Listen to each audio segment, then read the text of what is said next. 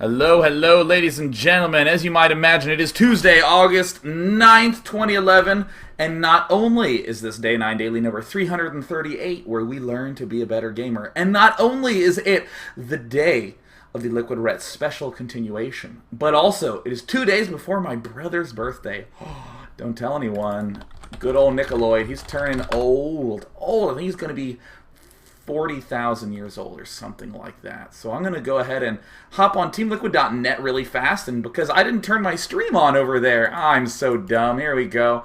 Update, and now people from Team Liquid can stream in. And I would love to have you, Team Liquiders, because you're all beautiful. So let's talk a little bit about what's going to go on for the rest of the week. Shall we? I haven't got my Zerg Pride shirt on, and that pop actually didn't sound healthy. So today we're going to be talking a little bit about LiquidRet, but for the rest of the week, that is tomorrow, Thursday, Friday, and Saturday, I'm actually going to be at Blizzard headquarters in Irvine, California, doing the Blizzard US and actually just all the Blizzard American invitationals. Baha! So I'll be doing those with none other than the sexy beast, JP McDaniel. That's right, he's JP on Twitter. Should check him out. He's hot, and we're going to be doing some great commentary. I'm really, really excited. I actually drive there right after the show. Ba-da-ba-ba-ba. For next week, and I'll be announcing a whole string of these coming up. Next week is going to be all your submitted replays because we haven't had a Newbie Tuesday come up in a while, just due to all the traveling stuff that I was doing. But we're going to reignite Newbie Tuesday with a Newbie Week, and we're going to have many a Newbie Tuesday popping out the pipeline from then on out. For now, though, let's talk about Rhett. Rhett is a player who is so good, it makes no sense. As a matter of fact, what is most exciting to me is that the way that Rhett started to improve his play was not a big stylistic change. I didn't really talk explicitly about this when we looked at his games on Sunday where he played against Thorzing. In his Sunday games, yeah, I talked about standardness and tactical positioning and all that good stuff. But in terms of thinking of the evolution of StarCraft 2, you see non-stop shifts in strategy. You see, the Terran players who were going Banshee, Thor, Hellion at the start of time, transitioning over into players just going only Marine Marauder Medevac, into players going Tank Marine Medevac, which has kind of stayed as a core. And now we even have some more openings popping out, like the Team Slayer's big Blue Flame Hellion style builds. And it seems like this evolution is taking people to higher and higher planes of existence. But what does LiquidRet do? He just plays so crisply. There's nothing that brand spanking new if you're looking at it from far away.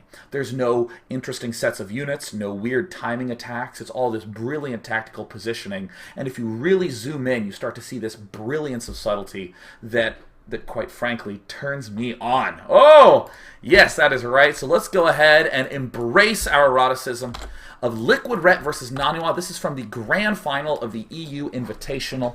I'd like to give a special shout out to dNaniwa for he is going off to Korea right now, preparing to play in the GSL. Oh, what the hell? I'm an idiot. GSL's happening right after the show tonight. The people playing Jinro, Thorzane, dNaniwa, and Sase. Tune into that! What are you doing? You must tune into it! I'll be driving at the time, but tune into it! Right? You must tune into it. It's 4 foreigners in GSL Code A. Tune into it. Tune into it. And if you're watching this on the archive, turn this off. Go to GoMTV.net, buy a pass, and freaking watch them.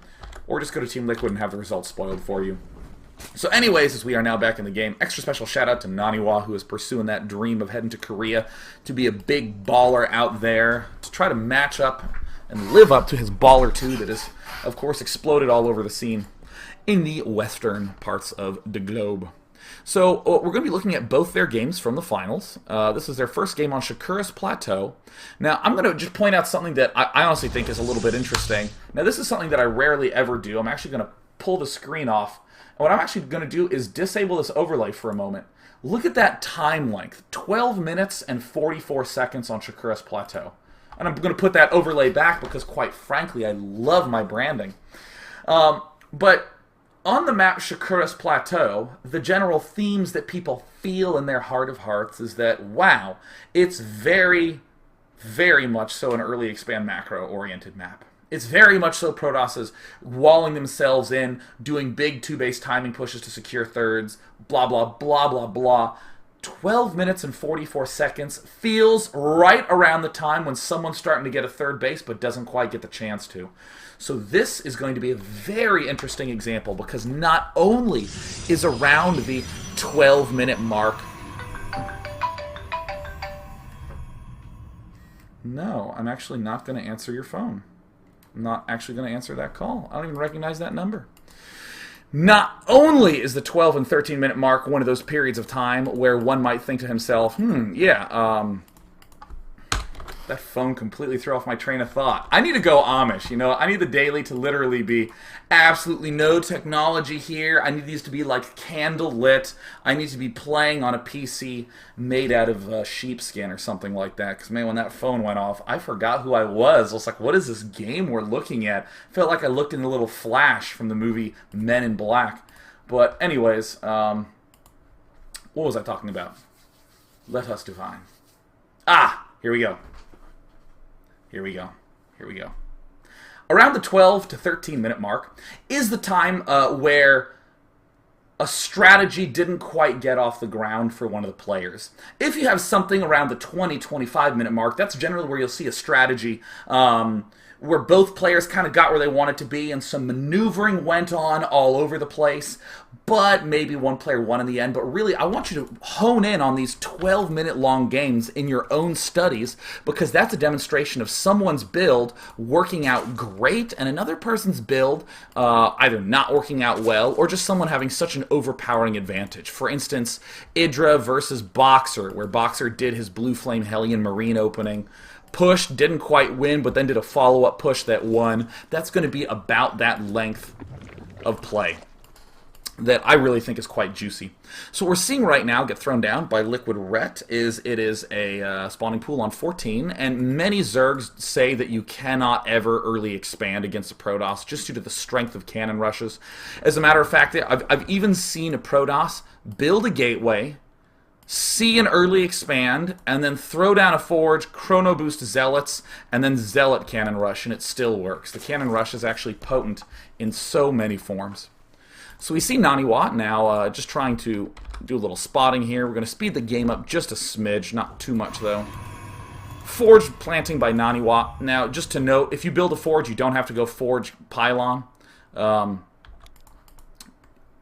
don't have to go forge cannon. It's very common to go forge nexus cannon. And that's, I think, is a little obvious. But there are still some people who I see go forge cannon, then nexus, or nexus forge. You can go forge nexus cannon quite easily. Rhett amazingly takes himself a relatively fast third base at this kind of far off location and is going to calmly take a third base very, very fast. Look, he is at 21 food, 1 queen in production, and there is the fast third hatch. Now, I'm going to briefly talk about the strategy from a straight-up standpoint, but then I want to get all meta on you. From an obvious strategic standpoint, we plant our pool down, giving us flexibility against a wide variety of cannon rushes and early pressures. We plant one hatch down far away because we couldn't get one at our natural, so we're not going to do anything absolutely insane. But the third hatch, I think, is the one that's most interesting because you find that money pop up because of the fact that you only have 1 queen. You didn't end up doing the double queen. For a lot of people who go hatch first, you'll feel this when you're playing against a Terran, they'll go hatch here, or excuse me, queen at this main hatch, queen at this expansion hatch, and then they'll proceed on as normally. And they will sort of just not ever feel like they really had a lot of money.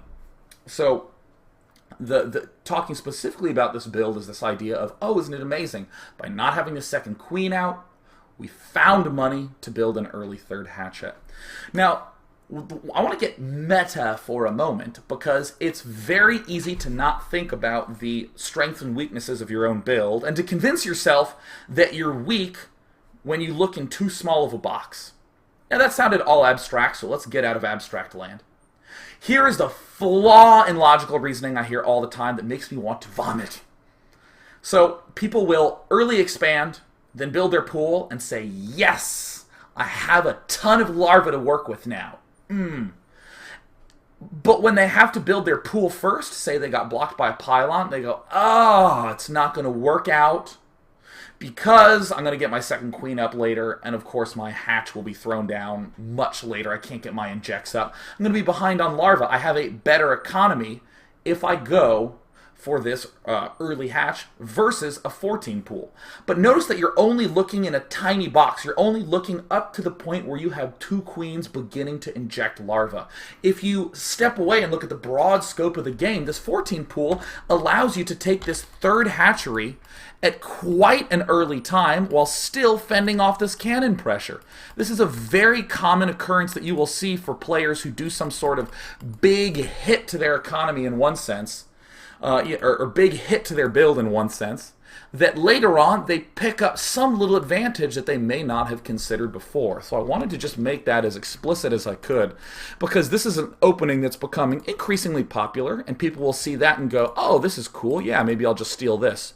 But not many people will make the connection between the earliness of this pool delays this second queen, giving us money for an early third. And of course, we see that when this hatch finishes, LiquidRet is going to go into maximum drone production.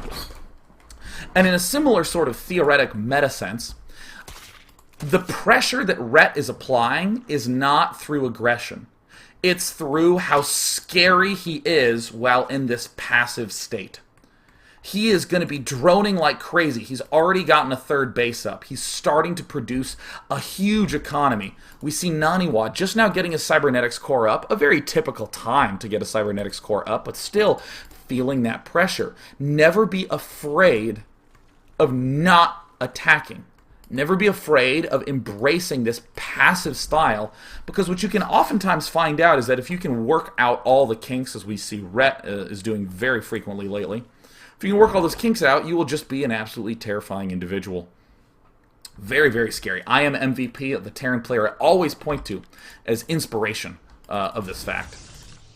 +1 weapon for dNaniwa. This is one of these important moments where scouting the front becomes important, where if I take a Zergling and I pop up here, there's a couple of things that I can actually find if I'm Zerg.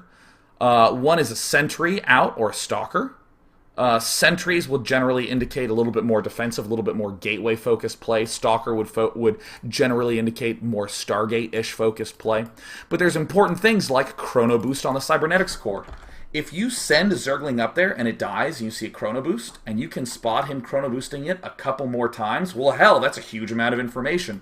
Or even the obvious one that I've glazed over, this Forge. This Forge is upgrading, and if we move up and we see this upgrade en route, we can conclude a lot of juicy, happy things. This used to be a really big, scary 5-gate. That is a possibility, but increasingly more, this is someone who's going to get Blink a little bit more quickly, a Twilight Council up a little more quickly, and go for that fast +2. So we see Ret, upon getting up his third, I'm going to start calling this the third, even though this was the second base that he took, just because it makes it easier when you call this first base, second base, third base. Ret, of course, having a tea party behind the extractor, always important to give those drones a chance to be as British as possible, because British people drink tea. But this is one of these moments where we start to see boldness that comes from timing. Look at Ret's vision.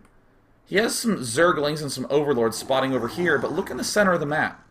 Nada. Not a damn thing. There's the evolution chamber popping up. There's actually nothing here from Ret at the front. As we can see, the Cybernetics core is not done researching Warp Gate, but this is a very funny moment for a lot of players, because many Zergs will over-unit produce. Look at how many frickin' drones Ret has. He's already at 55. We see another huge pack about to pop up. And of course, he's getting the +1 ranged attack. Now, this is something that I'm actually a little bit surprised by, this ranged attack upgrade, because this is less common lately. More frequently, we will end up seeing a your melee upgrade, because the Zerglings are becoming the big key to dealing with a lot of gateway pushes. The Zerglings can work through the cracks of the force fields, get in there and really deal the damage to things like the Stalkers, and the Roaches are there to kind of help clean up the Zealots. We're going to go ahead and finish up this game. We only have about 4 minutes left, but you'll notice I took a big amount of time just to note some of the obvious, fantastical parts of Ret's play. In particular, noting, wow, this Warp Gate really is not going to be finished for a long time. So what did Ret do? He got 57 drones out, far ahead of his opponent, with these 3 bases. Already got his Evo chambers up and running, and is doing one of the smarter things that you'll see a lot of Zerg players neglect, joining these 2 bases together with creep. Do you see how this queen devoted a full set of 25 to planting this creep tumor down, so that way they could join together in the middle? All Ret needs do now is plant that one down. Joining those 2 locations together is one of the most important things to do on Shakura's Plateau. And I'm going to conclude part 1 by noting this last bit.